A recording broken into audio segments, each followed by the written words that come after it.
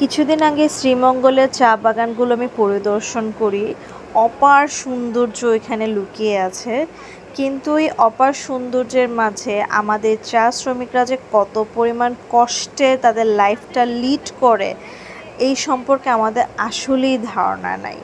আমরা তাদেরকে নিয়ে কথা বলতেছি যে হ্যাঁ, তাদের বেতন বাড়ানো উচিত, কিন্তু আমি চেয়েছিলাম ইন পার্সন তাদের সাথে গিয়ে কথা বলতে, যে অ্যাকচুয়ালি তাদের আসলে কি কষ্ট হচ্ছে বা কেনই বা কষ্ট হচ্ছে, বা কেন তাদের বেতন আসলেই বাড়ানো উচিত। সো আমি ইন পার্সন তাদের সাথে কথা বলেছি, কি জেনেছি আমিও আপনাদেরকে জানাচ্ছি যে তাদের আসলে কি কষ্ট হচ্ছে।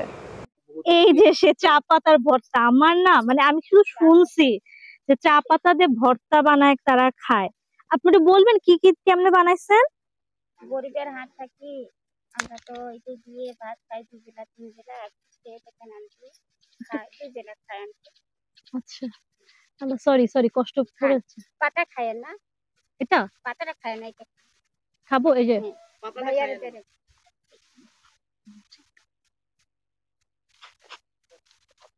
1 কেজি ভাঙ্গি আনছি। ও বাবা রে, ও মা গো, ঝাল আছে? ও মা কি ঝাল, প্রচন্ড ঝাল। পেঁয়াজ লাগবে নাকি? ঝাল লাগবে, ঝাল নাই।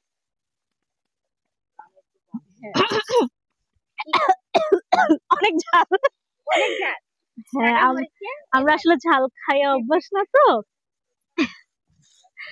এটার মধ্যে চা পাতা, চানাচুর দিচ্ছেন, লবণ, পেঁয়াজ, মরিচ, এগুলা মানে নরমাল যে ভর্তা আমরা বানাই, আর এটাতে ভাত দিয়ে খান।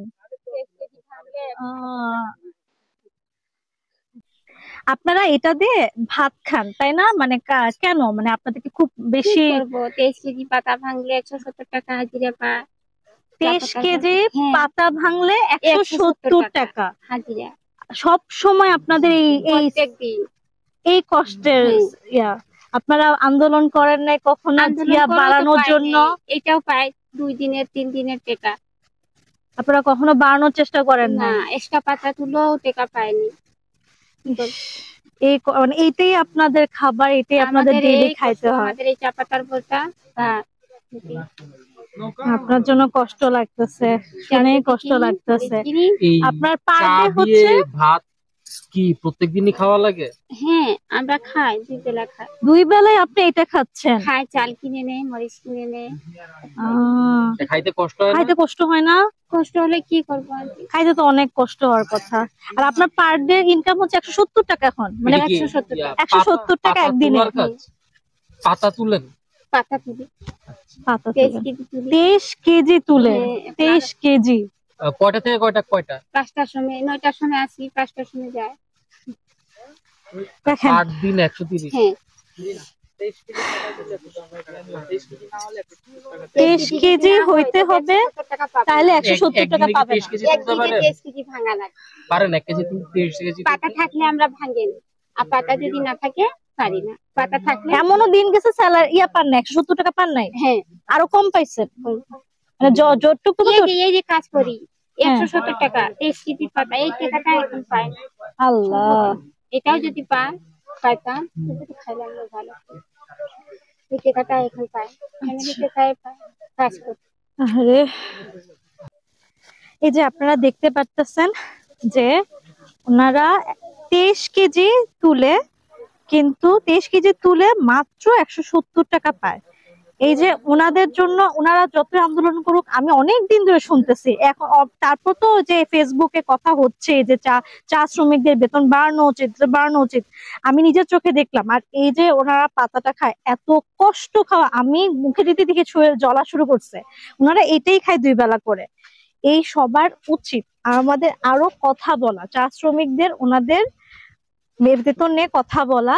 আমি শুধু ফেসবুকে দেখলাম সবাই পোস্ট দেখ, আমি চাইছি ইন পার্সন তাদের সাথে কথা বলবো, যে তাদের আসলেই কি কষ্ট হচ্ছে। 23 কেজি তুলে আপনি মাত্র 170 টাকা। 170 টাকায় আমি একবেলাও এখন খেতে পারি না। এই যে আমি একটু রিসোর্টে ছিলাম, একবেলা আমার 1000 টাকা নিয়ে নিছে। এত কষ্ট তারা করে। আসলে আমরা আরো বেশি প্রতিবাদ গড়ে তুলি, আরো পোস্ট করি তাদেরকে নিয়ে, যে চা শ্রমিকদের বেতন বাড়ানো উচিত। আর যাই কিছু হোক, চা শ্রমিকদের বেতন বাড়ানো উচিত। প্লিজ আসেন কথা বলি। আপনি কাজের হিসাবটা কি বললেন যে এখানে মানে প্রতি বাসা থেকে একজন কাজ করে? হ্যাঁ, প্রতি বাসা থেকে একজন কাজ করে? কারো বাসাতে 2 জন, কারো বাসাতে 1 জন। একজন কেন? আর মানুষ কাজ করে কি না, দেয় না, কাজে নাই, দেয় না। নিয়ম আছে? নিয়ম আছে, চা বাগানে এটাই নিয়ম নিয়ম। যে প্রতি বাসা থেকে একজন কাজ করে। একজন। ব্রিটিশ আমল থেকে চলে আসছে। জিজ্ঞাসা করেন। এখানে চাচার সাথে কথা বলে যা জানলাম সেটা হচ্ছে প্রতি বাসা থেকে একজন করে কাজ করার অ্যালাউ আছে।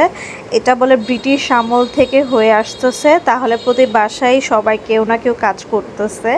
কিন্তু এতে আসলে কিন্তু মানে বাসা যদি আরও কর্মক্ষম মানুষ থাকে সবাই কিন্তু কাজ করতেছে পারতেছে না। সো মানে এটা বলে একটা নিয়ম ব্রিটিশ আমল থেকে চলে আসতেছে, এটাও আমি একটা নতুন জানলাম।